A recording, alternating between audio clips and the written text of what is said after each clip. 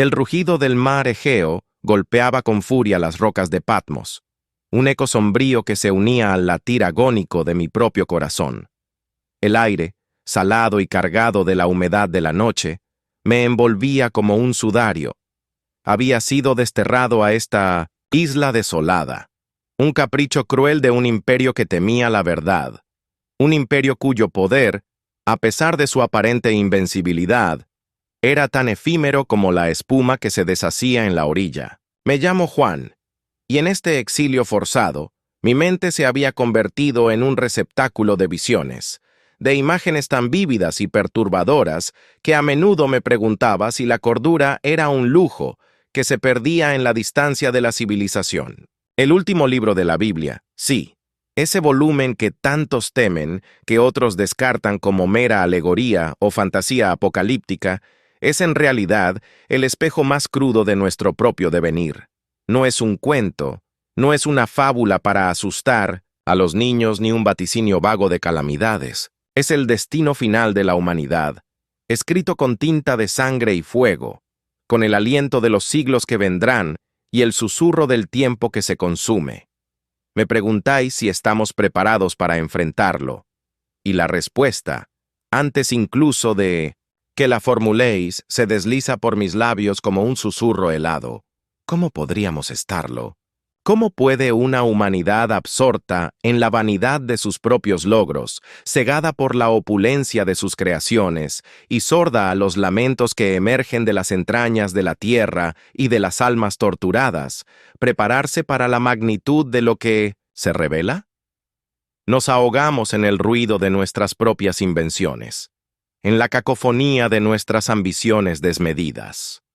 Construimos torres que rascan el cielo, confiados en nuestra propia divinidad terrenal, olvidando que cada piedra colocada en la cúspide de nuestra soberbia es un ladrillo más en la tumba que cavamos para nosotros mismos. ¿Estamos preparados para ver caer los imperios que hemos erigido sobre cimientos de opresión y codicia? ¿Estamos listos para el crujir de sus estructuras, para el polvo y las cenizas que cubrirán las glorias que tanto nos enorgullecen? Noche en Patmos era mi única compañera, y las estrellas, mis únicos testigos silenciosos. Ellas habían visto el principio y presenciarían el fin, indiferentes a las efímeras agonías de las civilizaciones. En mis meditaciones, rodeado por la soledad que ahogaba los ecos del mundo exterior, la visión se hizo cada vez más nítida. No era una aparición repentina, sino un fluir constante, como si el velo entre lo que es y lo que será se rasgara lentamente, permitiéndome vislumbrar la intrincada tapicería del tiempo y su inevitable conclusión.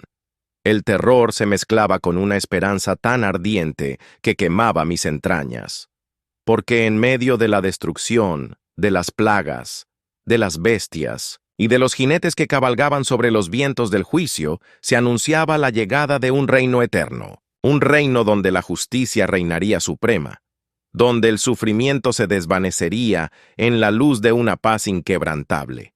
Pero esta visión, este conocimiento abrumador, no venía solo.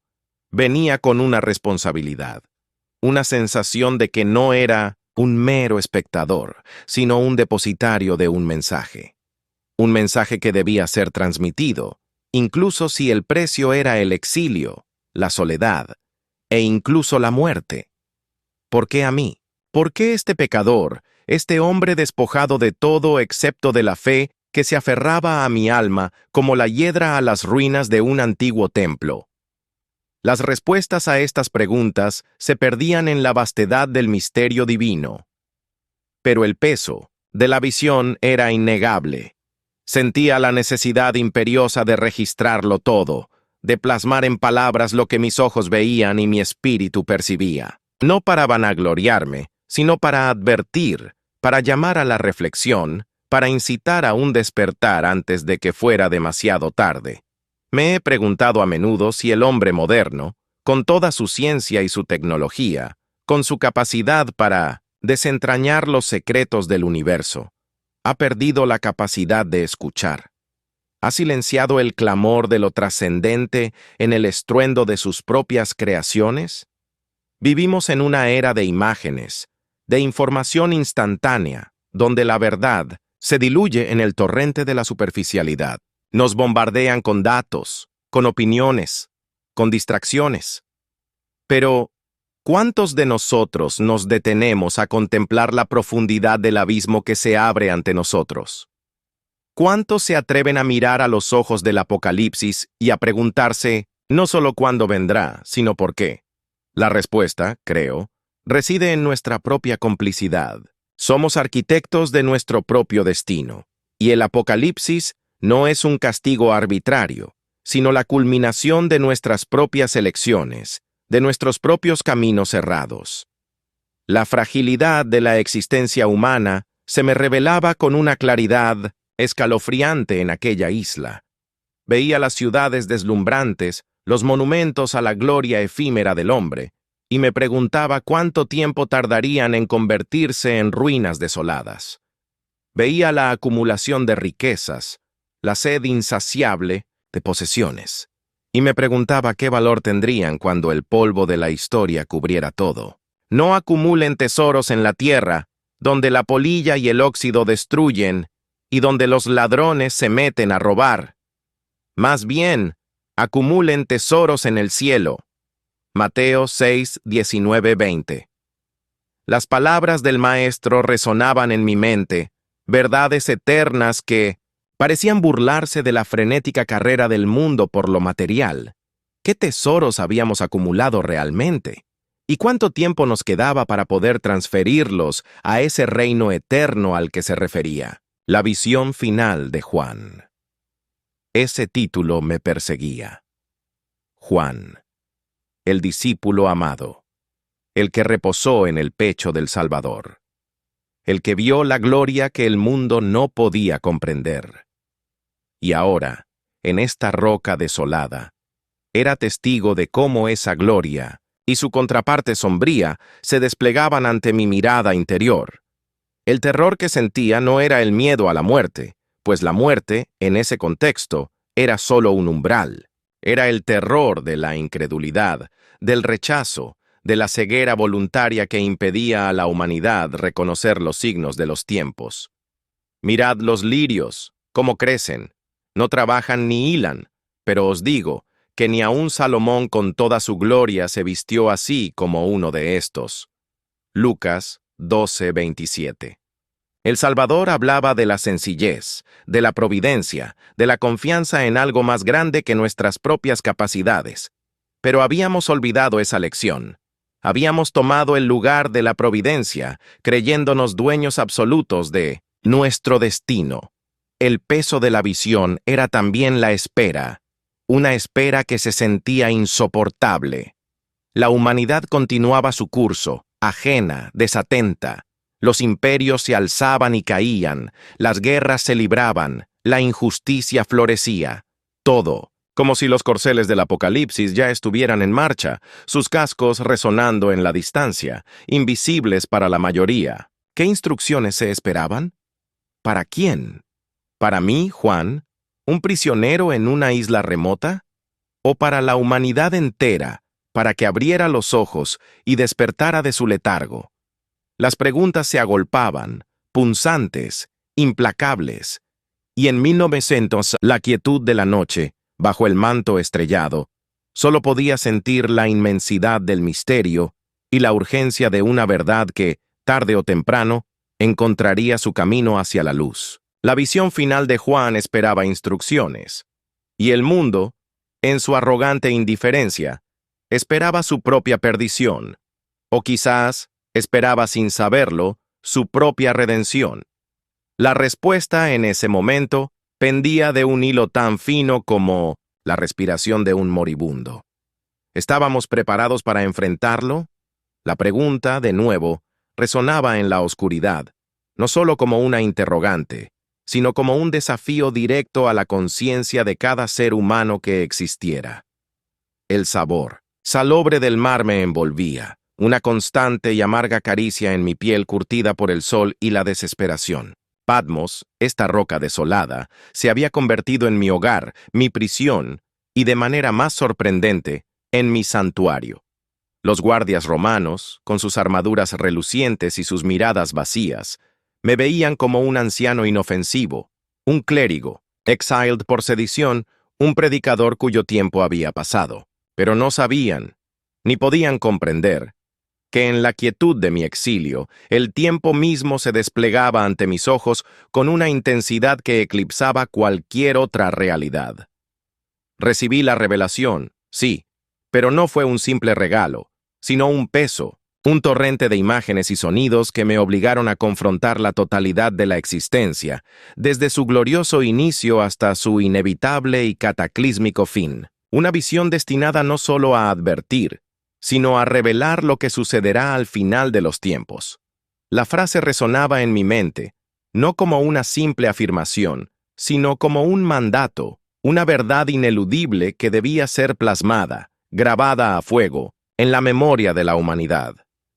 ¿Qué es el tiempo para un hombre despojado de todo, confinado a la nada? En la ausencia de distracciones mundanas, la mente se convierte en un campo de batalla donde las verdades olvidadas resurgen con una fuerza devastadora.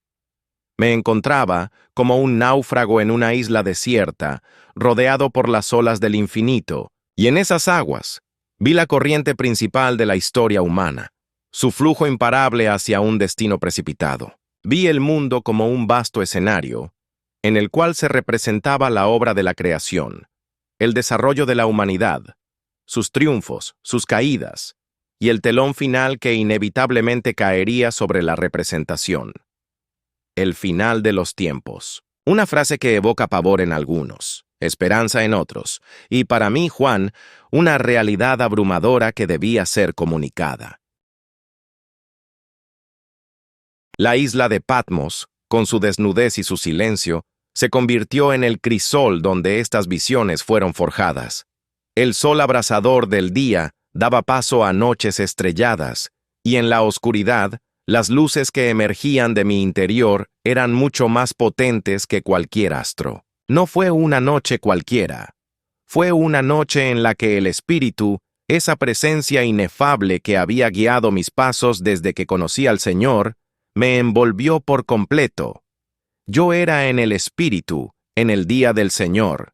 Apocalipsis 1:10. Así comenzó.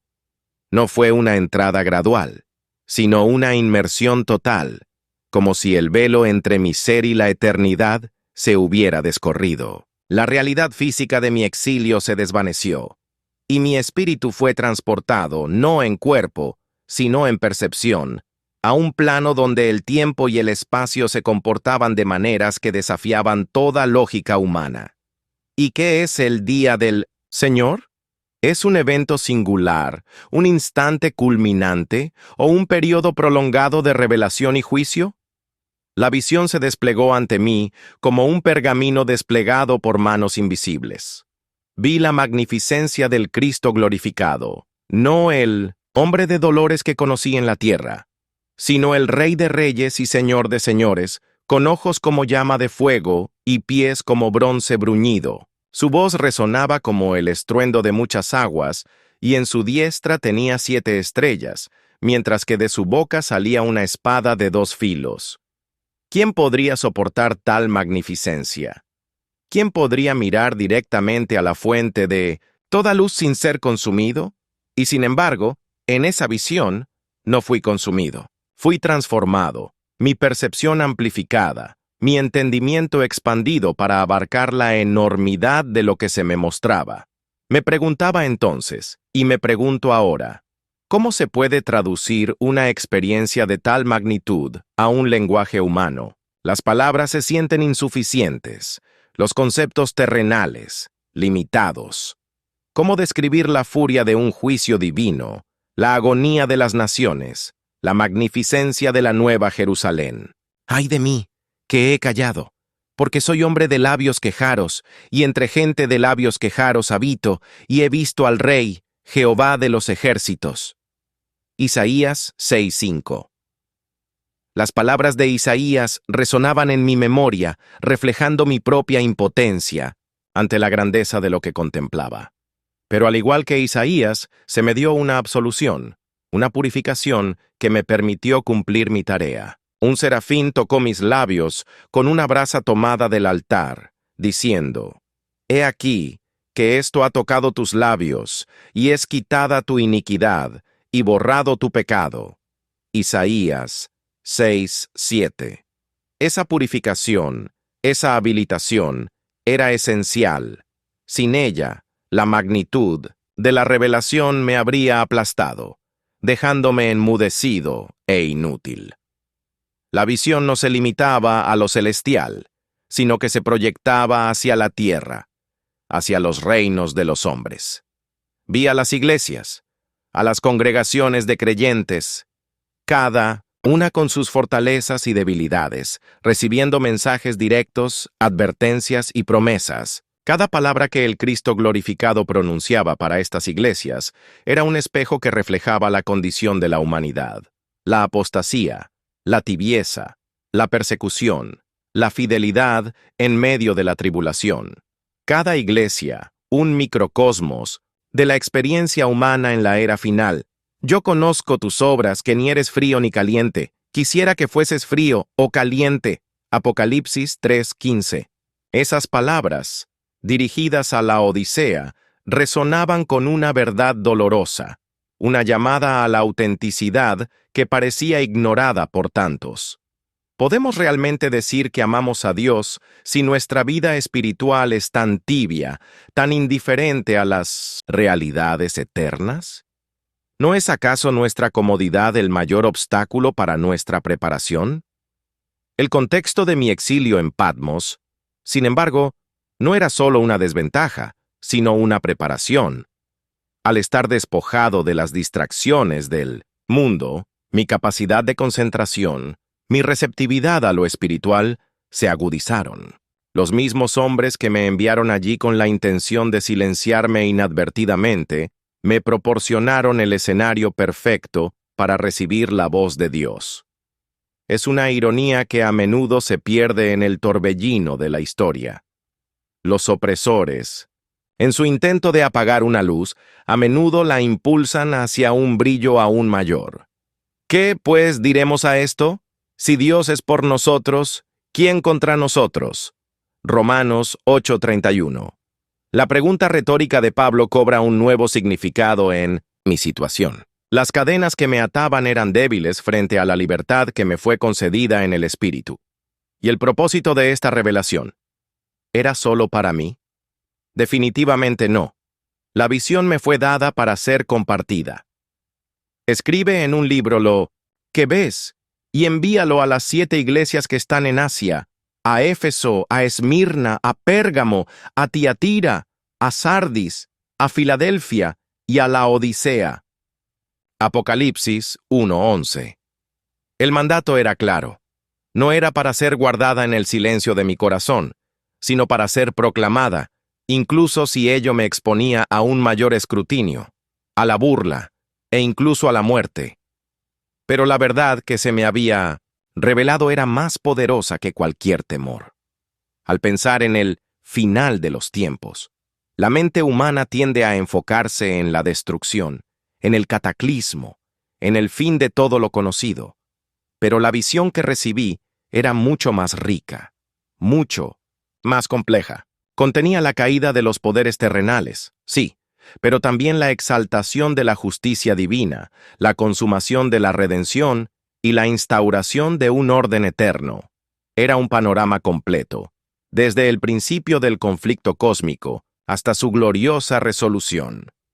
Y en medio de todo ello, la figura central era la del Cordero, el que fue inmolado, el que abrió los sellos y desveló los misterios. Su sacrificio, el fundamento de todo, era la clave para comprender la totalidad de la visión. Digno eres de tomar el libro y de abrir sus sellos, porque fuiste inmolado, y con tu sangre nos has redimido para Dios. Apocalipsis 5:9.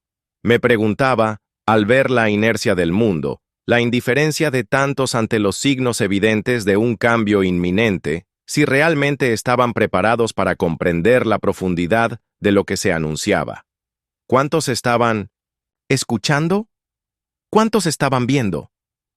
El conocimiento de estos eventos finales, de esta visión final de Juan, no es un simple conocimiento histórico o especulativo. Es un conocimiento que transforma, que llama a la reflexión, que exige una respuesta. El que tiene oído, oiga lo que el Espíritu dice a las iglesias. Apocalipsis 2:7. Esa exhortación, repetida una y otra vez en la visión, era un llamado, directo a la conciencia, una pregunta implícita. ¿Estás escuchando? ¿Estás prestando atención a lo que el Espíritu te está revelando a través de estas palabras, a través de las circunstancias de tu propia vida? El exilio en Patmos se convirtió en el lugar donde la historia humana fue condensada, donde el futuro se proyectó hacia el presente. La visión no era un pasatiempo, sino una carga, una responsabilidad, una revelación destinada no solo a advertir de lo que vendrá, sino a equipar a los creyentes con el conocimiento necesario para navegar los turbulentos mares del fin de los tiempos, para permanecer fieles ante la adversidad y para mantener viva la esperanza de un reino que no será movido. El contexto era claro: un mundo al borde de la transformación y un hombre, exiliado pero lleno del Espíritu, encargado de registrar la verdad que lo abarcaría todo. La inmensidad del espacio se abrió ante mis ojos espirituales, un lienzo de oscuridad salpicado por la luz de incontables estrellas, pero lo que dominaba la escena, lo que absorbía toda mi atención, era el trono. No un asiento de poder terrenal, sino la encarnación misma de la soberanía divina, un punto focal de la existencia donde la realidad se convergía y el destino se tejía. Rodeándolo, una corte celestial vibrante de actividad y adoración. 24 ancianos, ataviados con vestiduras blancas y coronas de oro, sentados en tronos, reflejando una autoridad delegada, un consejo eterno de quienes han sido redimidos y han reinado junto al Creador. Sus rostros, marcados por la sabiduría de eras, reflejaban una reverencia profunda, una adoración que nacía de un conocimiento íntimo de la perfección divina. Y alrededor del trono había 24 tronos, y sobre los tronos vi sentados a 24 ancianos, vestidos de ropas blancas con coronas de oro en sus cabezas. Apocalipsis 4:4. No eran figuras etéreas, sino seres de sustancia, cuya presencia irradiaba una santidad inmutable. Pero la verdadera magnificencia residía en quien ocupaba el trono central. La descripción escapa a las limitaciones del lenguaje humano.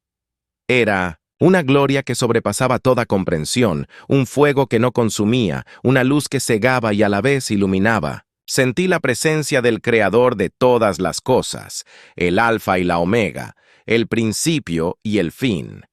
Y en su mano sostenía un rollo de pergamino, ciertamente, pero no uno cualquiera.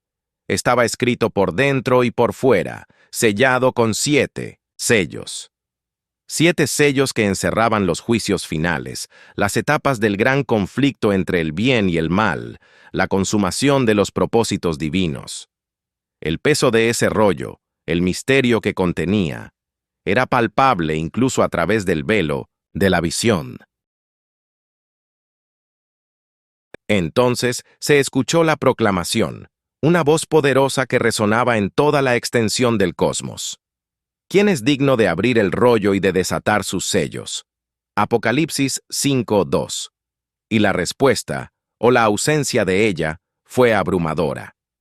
Hubo un silencio denso, cargado de expectación divina y cósmica. Nadie en el cielo, ni en la tierra, ni debajo de la tierra, era capaz de asumir la responsabilidad de desatar los juicios contenidos en ese rollo. Nadie poseía el conocimiento, la autoridad, la rectitud moral para hacerlo. ¿Por qué esta incapacidad generalizada? ¿No había acaso poderes, fuerzas, incluso seres angelicales de gran autoridad en la creación? Sí, lo sabía. Pero el rollo Contenía la culminación de un plan que involucraba la redención a través del sacrificio, un plan que solo el autor de ese sacrificio podía poner en marcha. Y en mi desesperación, en la comprensión de la imposibilidad, vino la voz de uno de los 24 ancianos. No llores.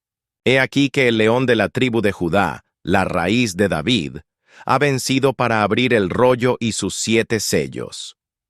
Apocalipsis 5:5. El león de Judá, la raíz de David. Los títulos ancestrales que señalaban a uno específico, al cumplimiento de las promesas. La esperanza renació, una esperanza tan poderosa que me hizo olvidar la pregunta inicial de si estábamos preparados.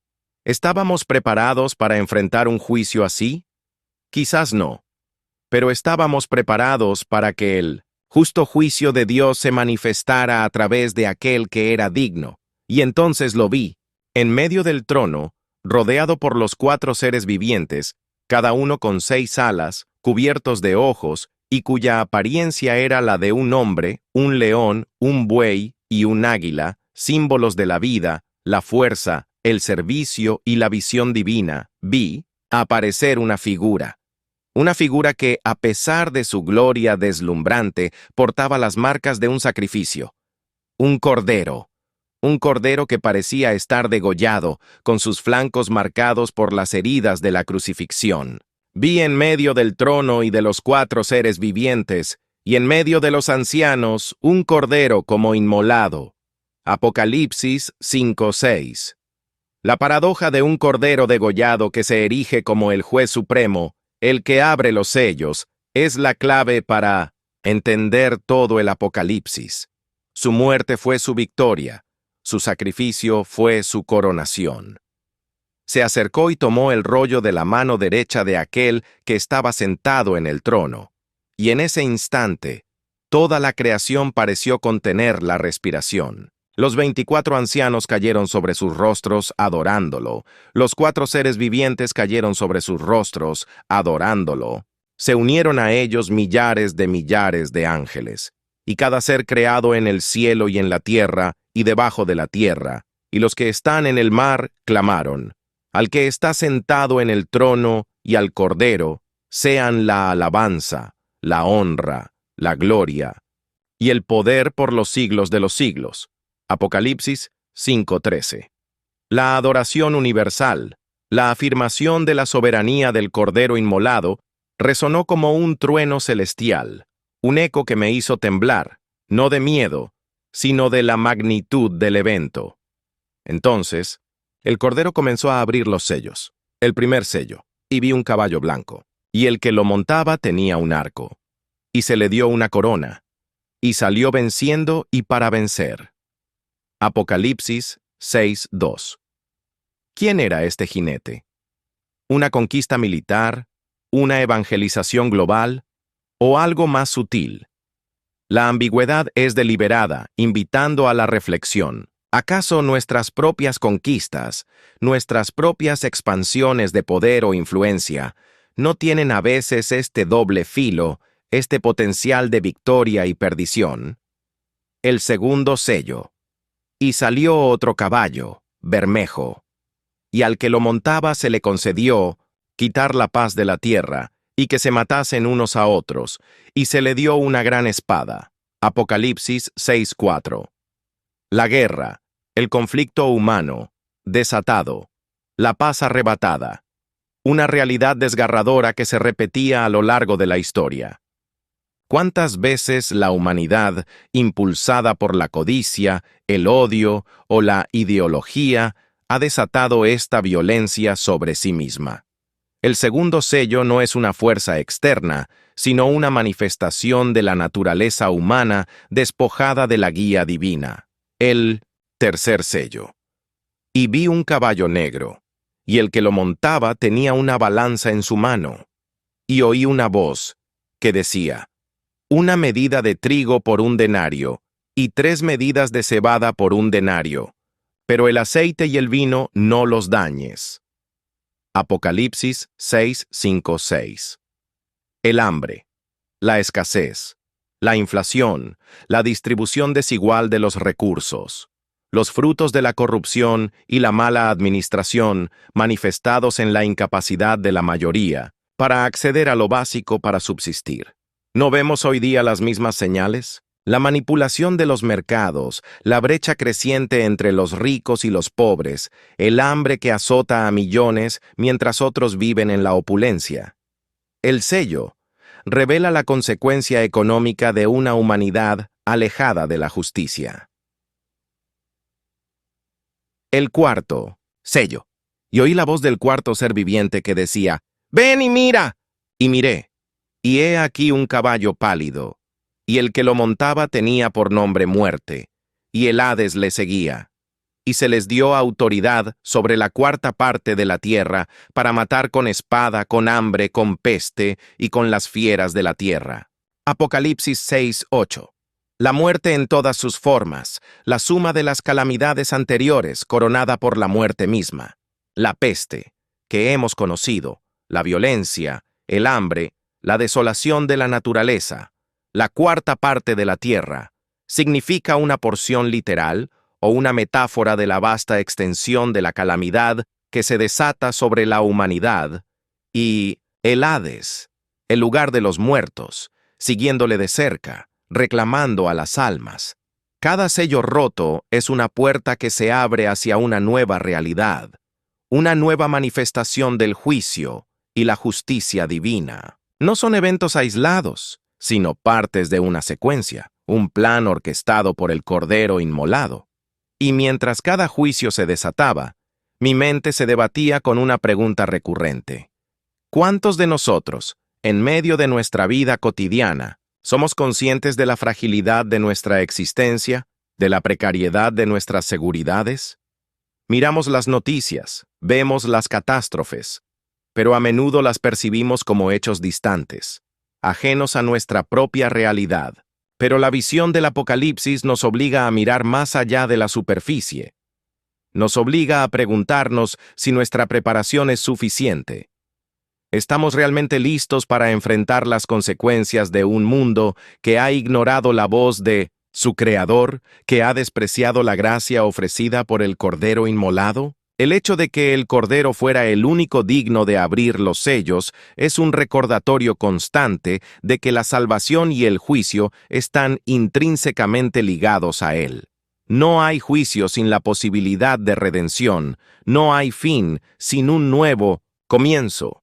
Y ese comienzo es posible solo a través de aquel que, en su sacrificio, venció a la muerte y al pecado. La visión final de Juan no es un mero presagio de desastres. Es la revelación del plan divino para la consumación de todas las cosas. Un plan que se desarrolla bajo la autoridad del Cordero Inmolado. Un plan que llama a cada uno de nosotros a una profunda reflexión sobre nuestra propia preparación. ¿Estamos escuchando la voz del Cordero mientras abre los sellos? ¿O estamos tan absortos en el ruido del mundo que somos sordos a los clamores del juicio y a las promesas de la redención? La pregunta resuena, desafiante, en el eco de cada sello roto. El pergamino se desdoblaba, revelando su contenido sellado, y con cada sello roto, un nuevo jinete emergía de las sombras para cabalgar sobre la tierra, cada uno portador de un mensaje devastador, cada uno un heraldo de la decadencia de un orden mundial quebrado. La visión del Cordero Inmolado continuaba desplegándose, y lo que vi me heló la sangre. No por un miedo paralizante, sino por la cruda realidad que representaba. Estos no eran meros eventos aleatorios, sino manifestaciones de fuerzas que, aunque poderosas, nacían de las profundidades de la propia naturaleza humana corrompida y del plan divino para la purificación del mundo. ¿Estamos preparados para enfrentarlo? La pregunta resonaba con una urgencia renovada, no ante un futuro lejano, sino ante un presente que ya estaba siendo marcado por estas presencias sombrías. Primero, el caballo blanco. El jinete que lo montaba, coronado y con un arco en mano, salió venciendo y para vencer. La imagen evoca una fuerza imparable, una victoria que no conoce límites. ¿De qué victoria se trata? ¿Es la propagación del Evangelio, la conquista de almas para el reino? La ambigüedad del texto es deliberada, una invitación a discernir la naturaleza de la victoria que se persigue en este mundo. Si se trata de una conquista egoísta, de poder terrenal, de imperialismo, entonces esta victoria se convierte en un presagio de desintegración, porque toda victoria construida sobre la dominación y la opresión está destinada a ser efímera, a sembrar las semillas de su propia destrucción. ¿No sabe que los impíos no heredarán el reino de Dios? No os engañéis. Ni los fornicarios, ni los idólatras, ni los adúlteros, ni los afeminados, ni los que se acuestan con hombres, ni los ladrones, ni los avaros, ni los borrachos, ni los maldicientes, ni los estafadores heredarán el reino de Dios. 1 Corintios 6, 9, 10. La pureza de la victoria, la legitimidad de la conquista, está directamente relacionada con la justicia y la moralidad de sus motivos. Si el caballo blanco representa la imposición de una voluntad por encima de la justicia divina, entonces su cabalgata es una señal de un orden quebrado, un primer paso hacia el colapso. Luego, el caballo bermejo, el color de la sangre, surgió con la misión de arrebatar la paz de la tierra. Su jinete recibió una gran espada y la potestad de hacer que los hombres se mataran unos a otros. La guerra, el conflicto fratricida, el odio desatado. ¿Acaso no hemos sido testigos de esto a lo largo de la historia? ¿Y no es la sed de poder, la codicia de recursos, la intolerancia ideológica las fuerzas motrices de estas carnicerías? La pregunta que surge es, ¿cuánto de esta violencia es autoinfligida? ¿Cuánto de este caos es el resultado de nuestras propias pasiones desenfrenadas, de nuestra incapacidad para vivir en armonía y respeto mutuo? La guerra es el padre de todas las cosas, dijo Heráclito. Y en el Apocalipsis vemos esa verdad plasmada en el lienzo del destino. El orden mundial, la ilusión de estabilidad que buscamos, se desmorona ante la fuerza bruta de la guerra. Estamos enfrentando fuerzas que no podemos controlar porque esas fuerzas residen, en gran medida, dentro de nosotros mismos, esperando la chispa adecuada para desatarse. El tercer jinete, montando un caballo negro, llevaba una balanza en su mano, y la voz celestial proclamó las drásticas consecuencias. 1 medida de trigo por 1 denario y 3 medidas de cebada por 1 denario, pero el aceite y el vino no los dañes. El hambre, la escasez, la distorsión de los valores económicos. La balanza representa el comercio, la distribución, la economía. Pero cuando el trigo, el alimento básico, se cotiza a un precio exorbitante y la cebada, aún más barata, sigue siendo un lujo inalcanzable, mientras que los lujos como el aceite y el vino se preservan, revela un sistema profundamente desequilibrado. Un sistema donde la supervivencia de la mayoría está amenazada, mientras que la opulencia de unos pocos se mantiene intacta. ¿No vemos hoy esta polarización económica, esta brecha creciente entre los que tienen y los que no tienen? El hambre no es solo la falta de alimento, sino el símbolo de un orden mundial quebrado, donde la justicia distributiva ha sido abandonada, y las fuerzas de la especulación y la codicia imperan. ¿Por qué pesáis el oro y no el pan, la plata y no las frutas? ¿Por qué vuestros bienes y vuestros tesoros, vuestros vasos y vuestras vestiduras, los compráis con la vida de vuestros sirvientes? Eclesiástico 31, 5, 6. La pregunta antigua resuena con una pertinencia espeluznante. Finalmente, el cuarto jinete, montando un caballo pálido, de un color enfermizo, desprovisto de vida, y su nombre era Muerte, y el Hades le seguía. La figura misma de la muerte, seguida por el reino de los muertos, recibe autoridad sobre una cuarta parte de la tierra. Esta es la culminación de las calamidades anteriores: la espada, el hambre y la peste, y las bestias salvajes de la tierra. El caballo pálido no es una fuerza que destruye directamente, sino el resultado inevitable de las otras tres. Es la consecuencia final de un mundo que ha abrazado la guerra, el hambre y la injusticia. La muerte se convierte en un jinete omnipresente, cegando vidas sin piedad. La referencia a una cuarta parte de la tierra sugiere una magnitud de la devastación, pero también implica que la destrucción no es total, dejando espacio para la supervivencia, para la esperanza, para aquellos que puedan discernir la verdad y aferrarse a ella. ¿No son mis palabras como fuego, dice Jehová, y como martillo que quebranta la roca? Jeremías 23:29. Las palabras del profeta resonaban en mí, la verdad del juicio divino, la fuerza transformadora de la palabra de Dios que expone la fragilidad de los órdenes humanos. La presencia de estos cuatro jinetes no es una sentencia irreversible, sino una advertencia. Son señales de que la humanidad enfrenta fuerzas que no puede controlar, porque esas fuerzas son a menudo el reflejo de nuestras propias decisiones, de nuestras propias prioridades equivocadas.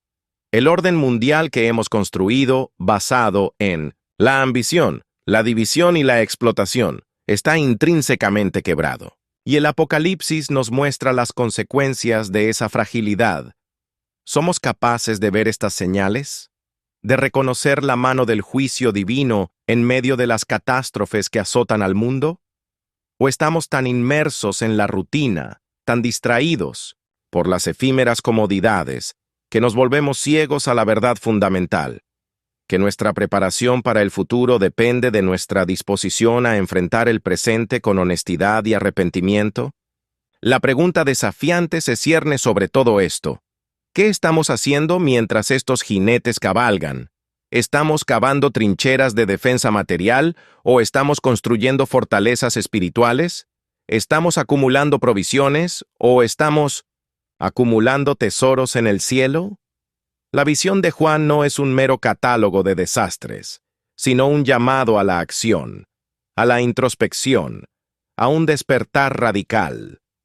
Los cuatro jinetes son el eco de una humanidad que, en su búsqueda de la victoria terrenal, ha perdido el camino hacia la victoria eterna, y en su cabalgar nos confrontan con una verdad incómoda, que el orden mundial que nos hemos dado es falible, frágil y, en última instancia, susceptible al juicio divino. La pregunta persiste, ineludible. ¿Estamos preparados para lo que viene, para las verdades que estos jinetes anuncian? El rollo se desdoblaba aún más, y el sonido de las trompetas llenó el aire, cada una un preludio a un desastre que se abatía sobre la tierra, amplificando la ya palpable sensación de un orden quebrado. Si los cuatro jinetes habían sido las señales de advertencia, las trompetas eran la manifestación concreta de un juicio que avanzaba implacablemente, cada una trayendo consigo un dolor mayor que la anterior. La visión se intensificaba, y, con ella, la urgencia de la pregunta: ¿estamos preparados para enfrentar esta realidad? ¿Para contemplar la magnitud de una ira divina que parece imposible de detener? Mi exilio en Patmos se sentía cada vez más como un puesto de observación privilegiado, y al mismo tiempo como una carga insoportable. La primera trompeta resonó, y se desencadenó una lluvia de granizo y fuego mezclada con sangre. La tierra, los árboles y toda la hierba verde fueron quemados, una tercera parte de la tierra, de sus frutos y de su vegetación, aniquilada. El fuego de la destrucción, la sangre de la inocencia, todo desciende del cielo como una sentencia. ¿No os ha ocurrido, mientras vivís y habéis crecido y habéis entrado en la edad de la edad, que habéis visto estas cosas? ¿No se os ha abierto el entendimiento para que comprendáis que estas cosas vendrán? Sabiduría 4:16-17. Las palabras de la sabiduría resonaban, interrogando a la humanidad sobre su propia ceguera ante las señales que preceden a la catástrofe.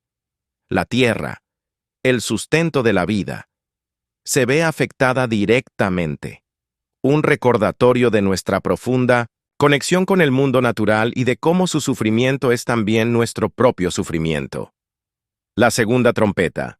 Y algo como un gran monte ardiendo en fuego fue lanzado en el mar, y la tercera parte del mar se convirtió en sangre, y murió la tercera parte de los animales que tenían vida en el mar, y la tercera parte de las naves se destruyó.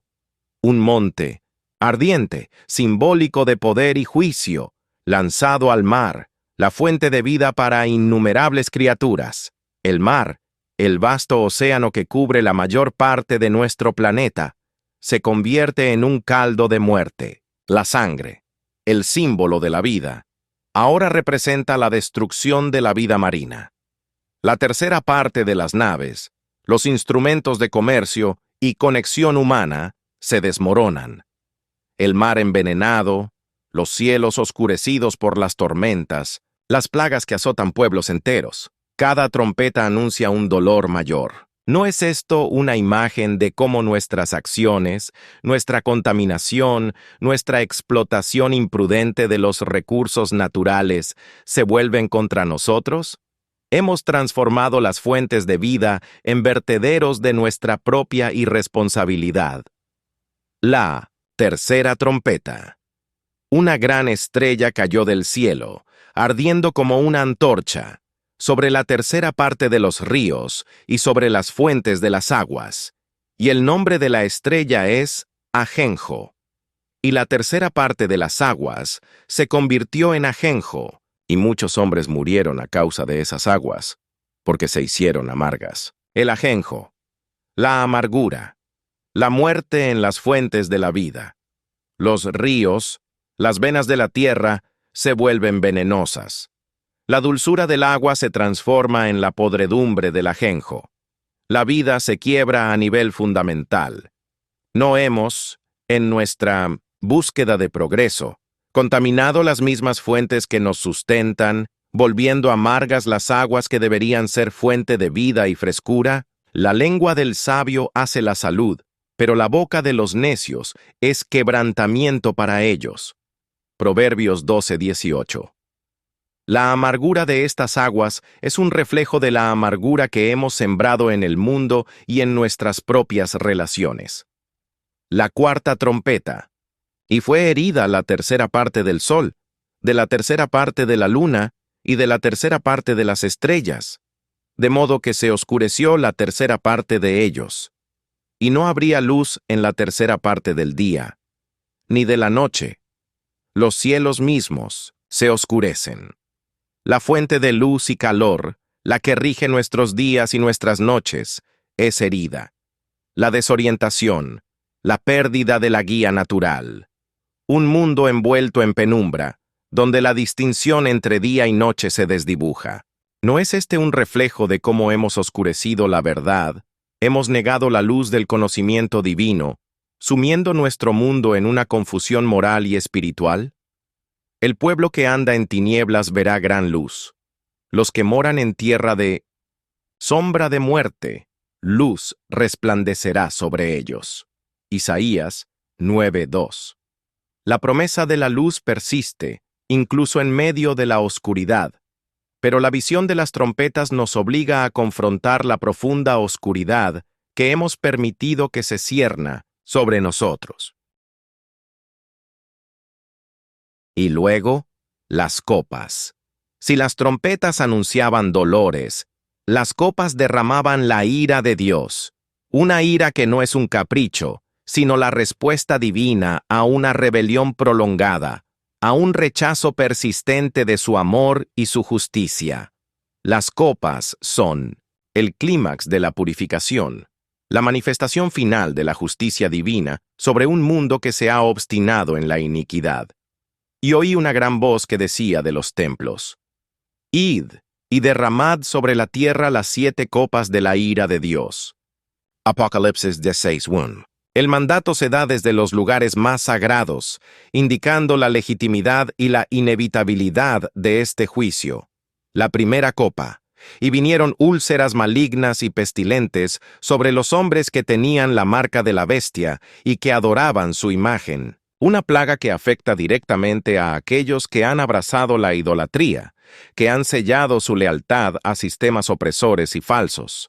Las úlceras, la enfermedad, la corrupción de la carne, se manifiestan como un reflejo de la corrupción moral y espiritual que han elegido. ¿No es esto una consecuencia directa de nuestras elecciones? De adorar las idolatrías del poder, de la riqueza, de la propia imagen en lugar del Dios viviente? Porque la paga del pecado es muerte, mas la dádiva de Dios es vida eterna en Cristo Jesús nuestro Señor. Romanos 6:23. Las úlceras son la paga del pecado, la manifestación tangible de una deuda que se cobra. La segunda copa fue derramada en el mar, y el mar se convirtió en sangre como de muertos, y todo ser viviente que había en el mar murió. Las aguas, la tercera parte de las cuales ya había sido amarga, ahora se transforman completamente en sangre de muertos. La muerte se multiplica, la vida perece.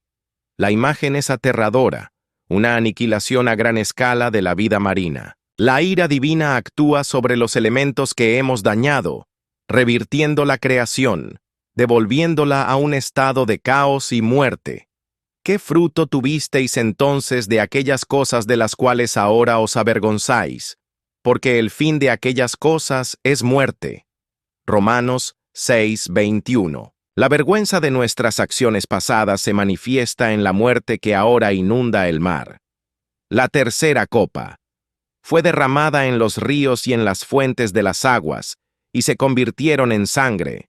La amargura se ha completado, transformándose en la sangre misma de los muertos. El ciclo de la vida se rompe de manera total.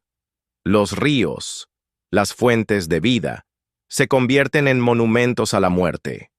La ira es imparable. La purificación se completa de forma implacable. La pregunta aquí no es si la ira es justa, sino si hemos sido lo suficientemente sabios para evitarla. ¿No ves lo que hacen en las ciudades de Judá y en las calles de Jerusalén? El fruto de vuestras manos comeréis. Jeremías 32:17. Las consecuencias de nuestras acciones se nos devuelven, a veces de forma dolorosa e insoportable. La cuarta copa fue derramada sobre el sol y le fue dado quemar a los hombres con fuego. Y los hombres fueron quemados con el intenso calor, y blasfemaron el nombre de Dios que tenía potestad sobre estas plagas, y no se arrepintieron para darle gloria. El sol, la fuente de vida, se convierte en un agente de tortura. El calor abrasador es una manifestación de la ira divina, pero lo más trágico es la reacción humana, la blasfemia. El rechazo a reconocer la soberanía de Dios, incluso en medio de su juicio. La falta de arrepentimiento, la negación de la verdad, solo empeoran la situación. El proverbio dice, el que endurece su cerviz después de ser reprendido, de repente será quebrantado y no habrá sanidad. Proverbios 6:15. La ceguera voluntaria ante la verdad conduce a un quebrantamiento final.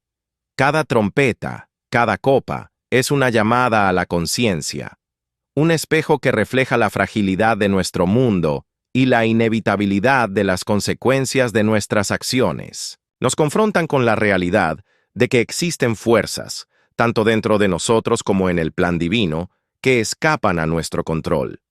La pregunta no es solo si estamos preparados para estos desastres, sino si estamos dispuestos a cambiar, a arrepentirnos, a buscar la luz en lugar de la oscuridad que nosotros mismos hemos creado. La ira es imposible de detener para aquellos que persisten en el camino de la destrucción.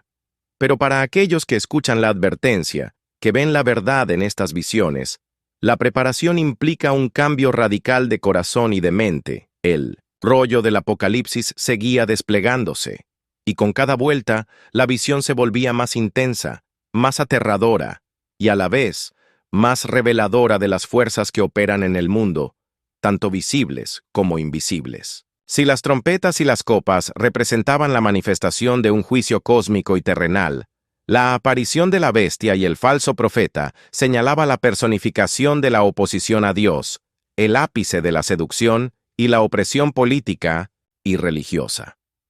La pregunta clave resonaba con una urgencia palpable. ¿Estamos preparados para reconocer estas fuerzas, para discernir sus engaños y para resistir su dominio? La alianza entre lo político y lo religioso corrompido, una fuerza que busca someter a la humanidad, se presentaba ante mí con una claridad escalofriante. El mar de naciones, agitado por las visiones anteriores, dio a luz a una nueva figura, de poder. Del mar, que representa las multitudes de pueblos y lenguas, emergió una bestia. Su apariencia era aterradora, con 10 cuernos y 7 cabezas, con diademas sobre sus cuernos y nombres blasfemos sobre sus cabezas. Su forma se asemejaba a la de un leopardo, con pies como de oso y boca como de león. Era una amalgama de los grandes imperios terrenales que habían dominado la historia humana, una síntesis de poderío militar, opresión política y arrogancia desmedida. Y la bestia que vi era semejante a un leopardo, y sus pies como de oso, y su boca como de león. Y el dragón le dio su poder, su trono y gran autoridad. Apocalipsis 13:2. La conexión con el dragón, el antiguo adversario, el diablo, era explícita. No era una fuerza autónoma, sino un instrumento del mal primordial, investido de poder, terrenal para cumplir sus designios. Esta bestia, a pesar de su apariencia monstruosa, era seductora. Su autoridad se manifestaba en una estructura de poder que se elevaba sobre las naciones, imponiendo su voluntad y persiguiendo a los fieles. Su boca hablaba grandes cosas y blasfemias, y se le dio autoridad para actuar durante 42 meses, un periodo simbólico de tiempo limitado para su dominio. Pero su poder no residía solo en la coerción, sino en la seducción, en la capacidad de atraer a las naciones hacia su órbita de influencia. El mundo, ya fracturado por las guerras y el hambre, se veía seducido por la promesa de orden y unidad que ofrecía esta fuerza aparentemente todopoderosa. ¿Quién se podrá comparar a la bestia? ¿Quién podrá luchar contra ella? Apocalipsis 13:4.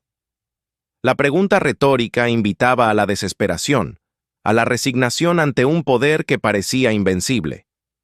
Pero la bestia no actuaba sola. Del seno mismo de la tierra surgió otra figura, un segundo poder, el falso profeta. Su apariencia era engañosamente diferente. Hablaba como un dragón, pero actuaba con la sutileza de un cordero.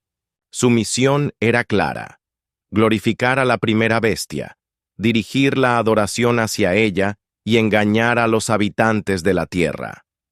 Y vi otra bestia que subía de la tierra, y tenía 2 cuernos como de cordero, y hablaba como dragón. Apocalipsis 13:11. Esta dualidad es lo más perturbador.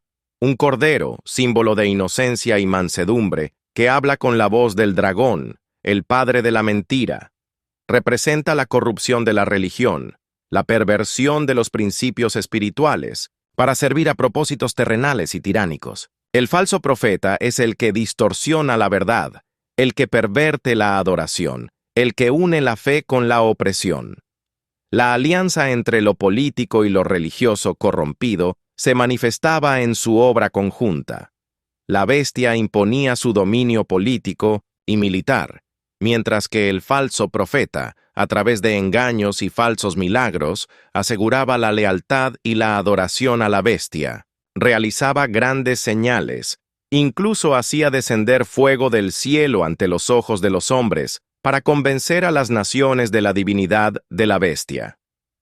Esta capacidad de realizar grandes señales es un desafío directo a la fe, una demostración de poder que busca suplantar la autoridad divina, y engaña a los moradores de la tierra con las señales que se le ha permitido hacer en presencia de la bestia, diciendo a los moradores de la tierra que hagan una imagen de la bestia que tenía la herida de espada y vivía. Apocalipsis 13:14. La imagen de la bestia, un ídolo político, se convierte en el centro de la adoración. Y aquí surge la marca, el símbolo tangible de la sumisión, el 666.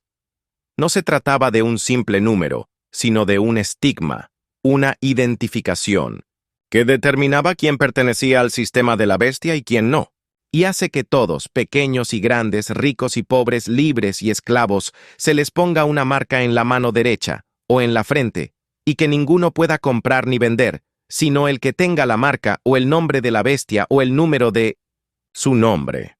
Apocalipsis 13, 16, 17. La marca del 666 es la negación de la libertad y la autodeterminación. Es el sello de la propiedad del sistema, una rendición total de la individualidad y la conciencia. La prohibición de comprar y vender sin esta marca subraya la totalidad del control ejercido por esta alianza. Nadie puede participar en la vida económica, en la supervivencia misma si no se somete a este poder corrupto. Aquí hay sabiduría. El que tiene entendimiento, cuente el número de la bestia, pues es número de hombre, y su número es 666. Apocalipsis 13:18. El llamado a la sabiduría, a la capacidad de descifrar el código, es crucial. El 666 no es un número arbitrario, sino una representación numérica del nombre de un hombre, un líder, un sistema que se exalta a sí mismo como divino. Su valor numérico, 666, es un eco de la imperfección humana, 3 veces la imperfección, 6, sugiriendo una pretensión de divinidad que fracasa miserablemente. Este es el desafío: reconocer el rostro de la opresión, la voz de la seducción, la marca de la sumisión, y negarse a participar en ella. La advertencia sobre esta alianza es profunda. Nos habla de la peligrosa fusión entre el poder terrenal y la autoridad espiritual, cuando esta última se corrompe para servir a los intereses del primero. Es un llamado a la pureza de nuestra propia fe, a la vigilancia contra cualquier intento de cooptar o manipular nuestras convicciones religiosas para fines políticos o de control. La historia está plagada de ejemplos de cómo la religión ha sido utilizada como una herramienta de opresión, de cómo líderes ambiciosos han manipulado las creencias para legitimar su poder. El corazón del necio es como un camino, está abierto a todo y cerrado a la razón. Proverbios 26:16. Y el falso profeta, con su habilidad para pervertir la razón y la fe, se aprovecha precisamente de esa apertura del corazón necio. ¿Cómo podemos evitar ser marcados? ¿Cómo podemos resistir esta seducción? La respuesta, implícita en la visión, reside en nuestra fidelidad al Cordero inmolado. Él es el que tiene el nombre verdadero, el que ofrece la libertad genuina, el que no exige marcas sino un corazón transformado. Estos serán los que siguen al Cordero por donde quiera que va. Estos fueron redimidos de entre los hombres como primicias para Dios y para el Cordero, y en sus bocas no fue hallada mentira, pues son sin mancha delante del trono de Dios. Apocalipsis 14:4-5. Ser sin mancha. No buscar la victoria terrenal por medios corruptos. No participar en la adoración de ídolos y hablar solo la verdad. La seducción de la bestia y el falso profeta es poderosa porque apela a nuestros deseos más profundos. Seguridad, prosperidad, unidad, un sentido de pertenencia. Pero la visión nos recuerda que estas cosas, cuando se buscan a través de la sumisión a un poder corrupto, son una ilusión destructiva. Nos obligan a cuestionarnos: ¿en qué sistema estamos depositando nuestra lealtad? ¿A quién estamos adorando realmente? ¿Estamos dispuestos a seguir al Cordero, incluso si eso significa ser marcados como diferentes, como rebeldes ante el orden dominante? La alianza entre lo político y lo religioso corrompido busca someter a la humanidad, y en esta visión, Juan nos advierte que ese sometimiento se manifiesta a través del engaño, la violencia y la marca de la propiedad. La preparación, por lo tanto, es una preparación para la resistencia, para la fidelidad inquebrantable en un mundo que clama por nuestra sumisión. El despliegue del rollo alcanzaba su punto culminante, y el aire mismo parecía vibrar con la inminencia de una confrontación épica, un choque cósmico que decidiría el destino de la Tierra. Si las visiones anteriores habían mostrado las fuerzas de la opresión y el juicio desatándose, Armagedón representaba el crisol final, el escenario donde el bien y el mal se enfrentarían en una lucha que eclipsaba todas las batallas libradas por la humanidad. La pregunta se volvía aún más acuciante. ¿Estamos preparados para comprender la magnitud de este evento, para discernir nuestro lugar en él, para resistir el impulso de unirnos a las filas equivocadas? La descripción de ejércitos, bestias y ángeles en un choque inevitable se grababa en mi mente, una imagen aterradora y a la vez cargada de una esperanza sombría. La gran batalla en el valle final. Armagedón. El nombre mismo evoca desolación y confrontación. Y los reunió en un lugar llamado en hebreo Armagedón. Apocalipsis 16:16. Este lugar, geográficamente conocido por sus significados históricos y estratégicos, se convierte en el epicentro del conflicto definitivo. La visión se intensifica y el cielo mismo se desgarra. El dragón, la primera bestia y el falso profeta, las tres fuerzas de la oposición que habían sido reveladas anteriormente, unen sus ejércitos. Se congregan las naciones de la tierra, atraídas por un poder oscuro y seductor, preparadas para la última confrontación, y vi salir de la boca del dragón, y de la boca de la bestia, y de la boca del falso profeta, tres espíritus inmundos, como sapos. Apocalipsis 16:13. Estos tres espíritus inmundos, emanando de las fuentes de la impiedad, son el catalizador de la rebelión final. Son espíritus de engaño, de falsa sabiduría, que operan para movilizar a los ejércitos de la tierra contra el poder divino. La seducción del falso profeta y la autoridad de la bestia, impulsados por la influencia del dragón, culminan en esta movilización masiva, porque son espíritus de demonios que hacen señales y van a los reyes de toda la tierra para reunirlos para la batalla de aquel gran día del Dios Todopoderoso. Apocalipsis 16:14. La convocatoria es global, involucrando a los reyes de toda la tierra. La batalla no es solo un conflicto local, sino una guerra que abarca toda la esfera de influencia humana. Ante este despliegue de fuerzas opositoras, Juan describe la respuesta divina. No es una respuesta pasiva, sino una acción decisiva. Tercer espíritu inmundo que sale de la boca del falso profeta incita a la rebelión, y su obra es preparar el escenario para la intervención divina. Entonces el séptimo ángel derramó su copa en el aire, y salió una gran voz del templo del cielo, del trono, que decía: «Hecho está». Apocalipsis 16:17. El último acto del juicio divino, el derramamiento de la última copa, marca la culminación de todo. Y desde el trono, la proclamación solemne: «Hecho está». El plan de redención y juicio se completa. La reacción en el cielo es un preludio a la acción terrenal. Hubo relámpagos, estruendos, truenos y un gran terremoto. Un terremoto como no lo había habido desde que el hombre está sobre la tierra, tan grande y tan potente. Las naciones tiemblan, las ciudades caen, la estructura misma de la civilización se sacude hasta sus cimientos. Las ciudades de las naciones cayeron. Babilonia la Grande, la ciudad que simboliza el poder terrenal corrompido y la opresión, fue recordada ante Dios para darle el cáliz del vino de la furia de su ira. Y toda isla huyó, y los montes no fueron hallados. El paisaje terrenal es transformado, la geografía alterada por la magnitud del juicio. Pero la descripción más impactante es la del choque entre las fuerzas. No es una batalla convencional, con ejércitos enfrentándose en un campo de batalla terrestre. Es un evento cósmico, donde las fuerzas celestiales y terrenales convergen. Y vi a los caballos y a sus jinetes que estaban sentados sobre ellos, quienes los montaban para mirar cómo eran echados en el río de fuego y azufre. Apocalipsis 19:20.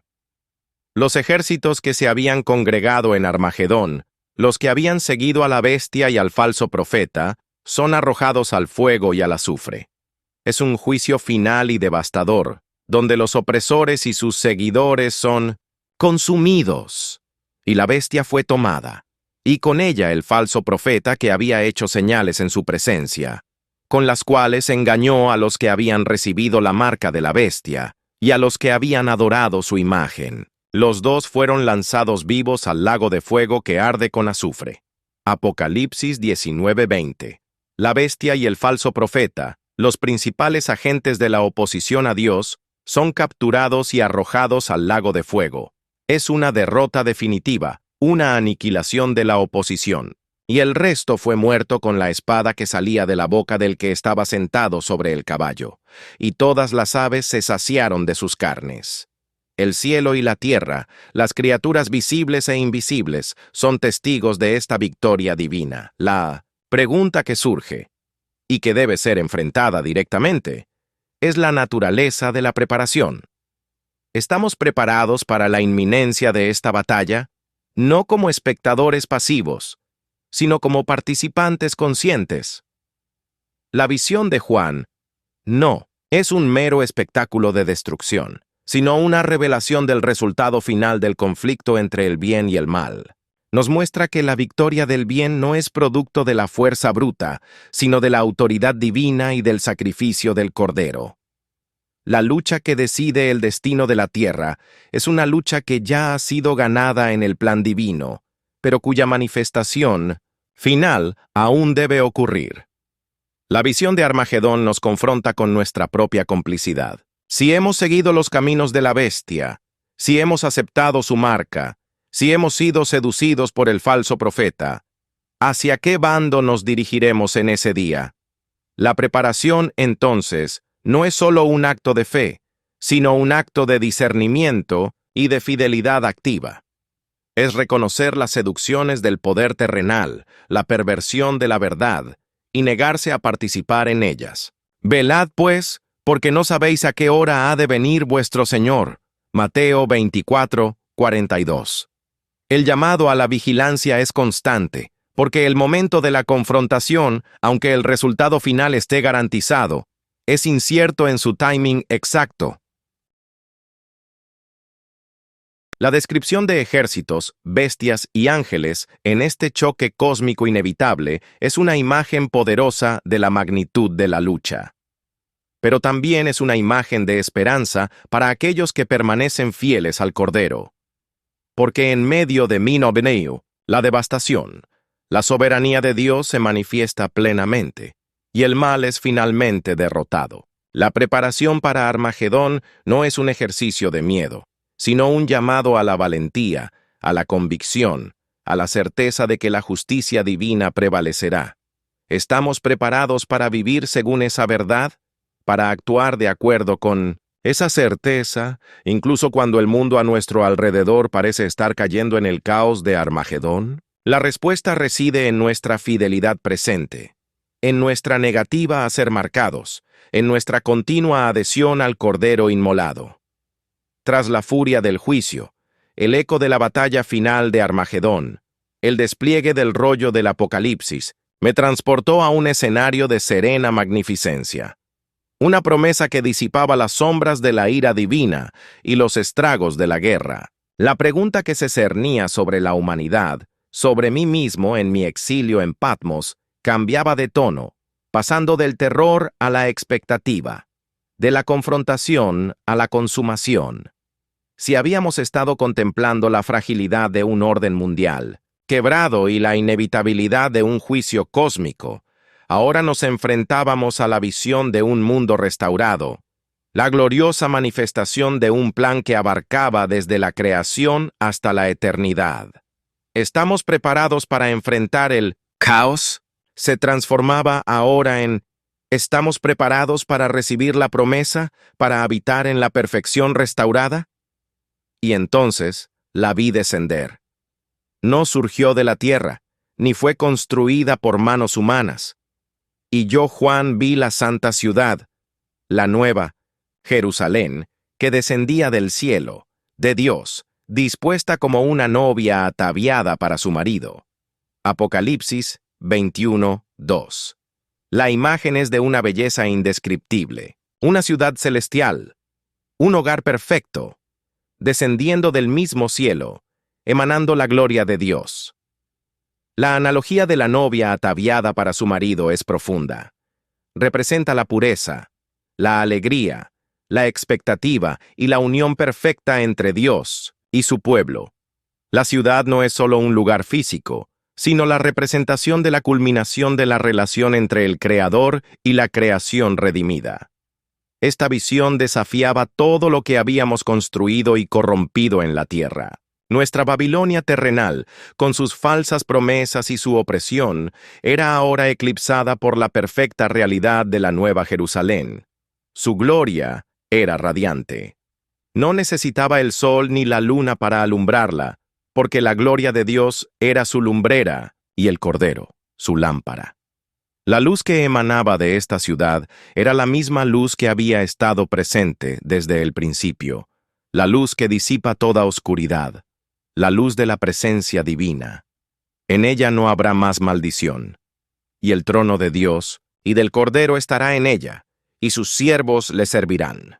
Apocalipsis 22:3. La maldición que había caído sobre la tierra desde el jardín del Edén, la maldición del pecado y sus consecuencias, es completamente erradicada.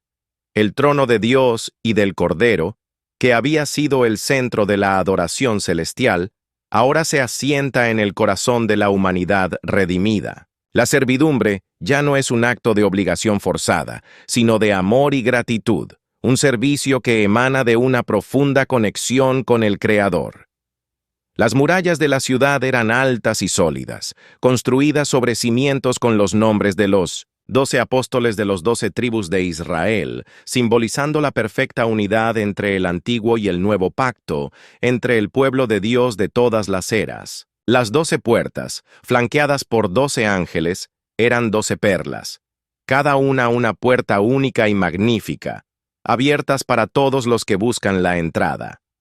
La arquitectura de esta ciudad era una manifestación de la perfección divina. Cada detalle, diseñado para la gloria de Dios y la bienvenida a su pueblo. ¿No ha de ser así que las ciudades de los hombres piensen en la arquitectura del paraíso? ¿No es la arquitectura de los cielos la que debiera guiar la de la tierra? Sabiduría 9:16. Las palabras de Salomón resuenan, instándonos a buscar la guía celestial para nuestras propias construcciones, tanto físicas como espirituales. Y lo más conmovedor de la visión, y limpiará Dios toda lágrima de los ojos de ellos. Y ya no habrá muerte, ni habrá llanto, ni clamor, ni dolor, porque las primeras cosas pasaron. Apocalipsis 21:4. Las primeras cosas, el sufrimiento, la pena, la pérdida, la muerte misma, todas esas realidades que han marcado la experiencia humana desde el principio, simplemente cesan de existir. No hay vestigio de ellas en la Nueva Jerusalén. Es un estado de restauración completa, una recreación donde la dolorosa historia de la caída se convierte en un recuerdo desvanecido ante la gloria del presente.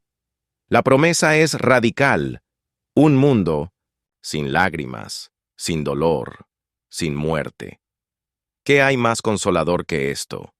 ¿Qué otra cosa puede presentar el hombre que iguale la promesa de la venida de un mundo nuevo, donde el dolor no tiene cabida?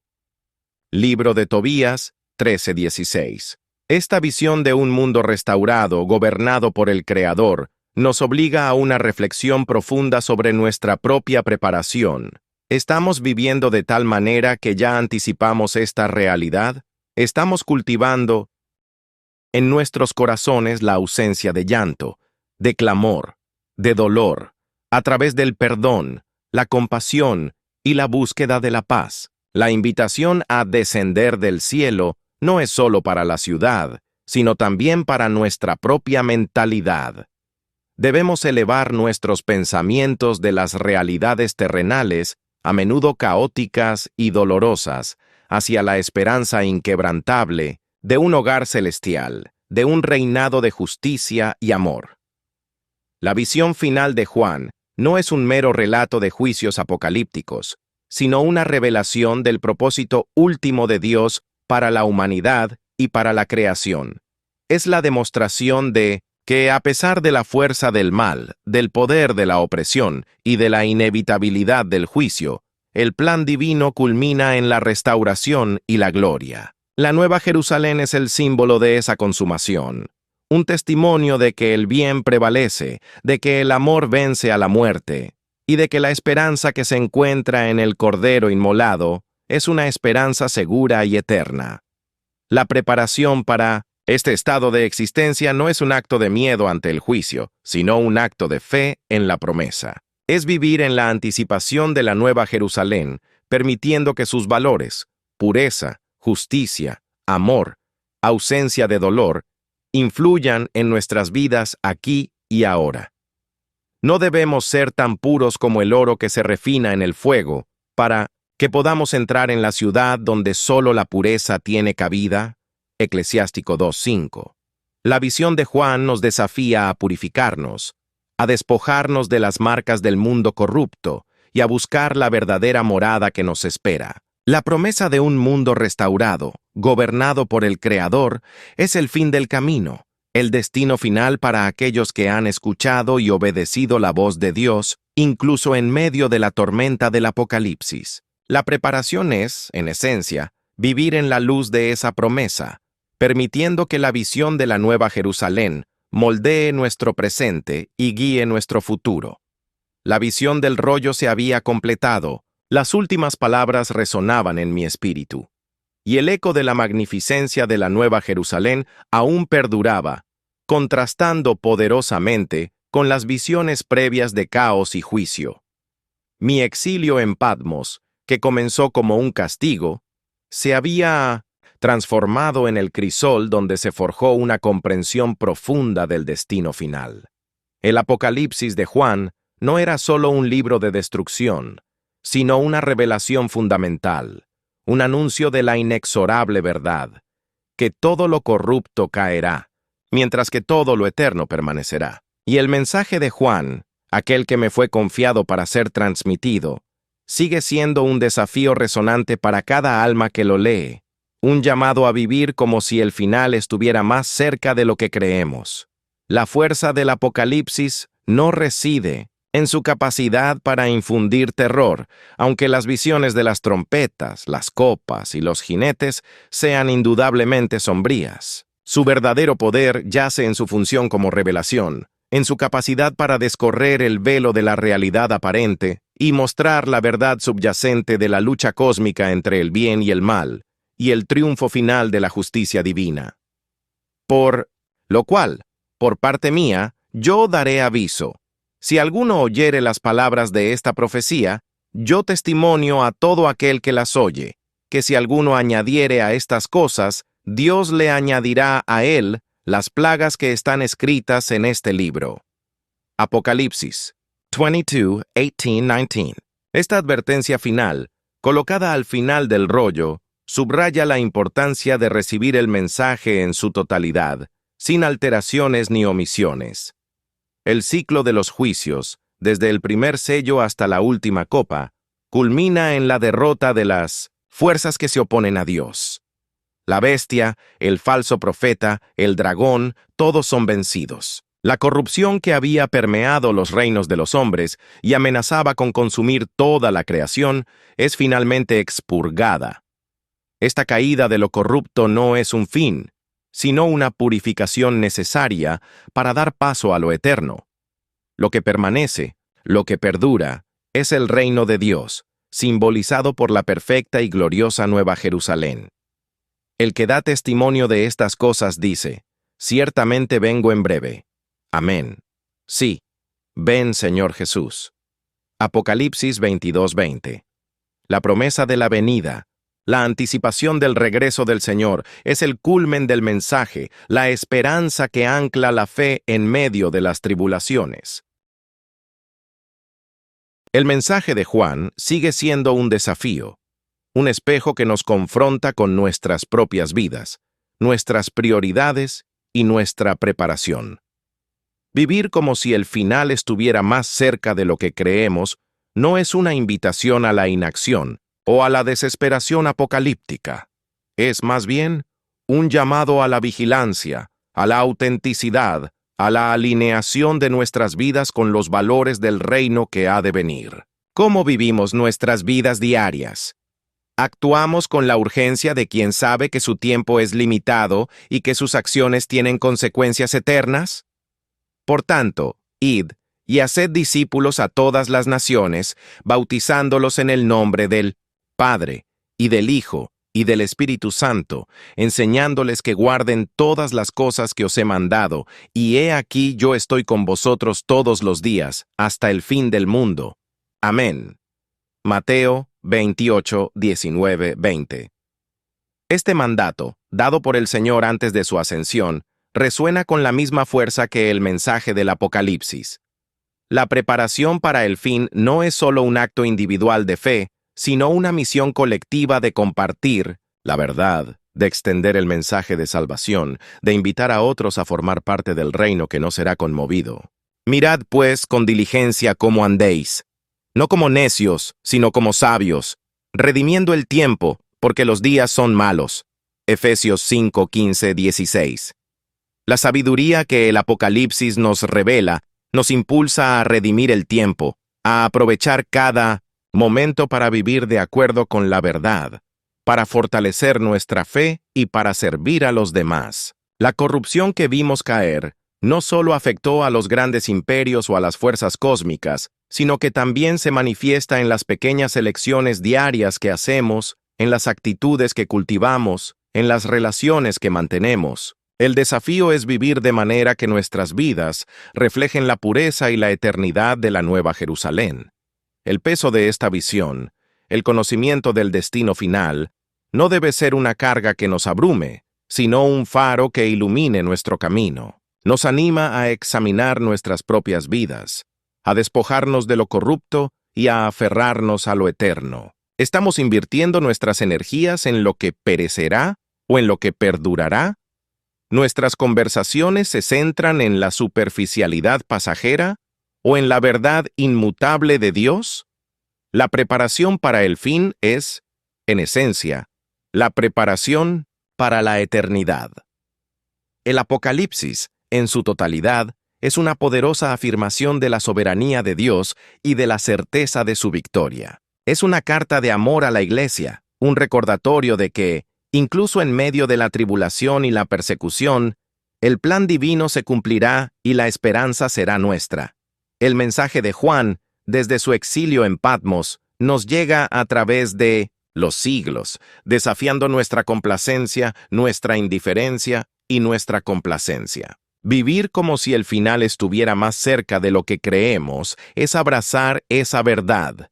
Es permitir que transforme nuestras vidas y nos impulse a ser testigos fieles de un reino que está por venir, un reino que ya ha sido ganado. Y así concluye la visión, no con un adiós, sino con un anhelo ferviente. Amén. Sí, ven Señor Jesús. Que esa sea también nuestra oración, nuestra esperanza y nuestra preparación diaria.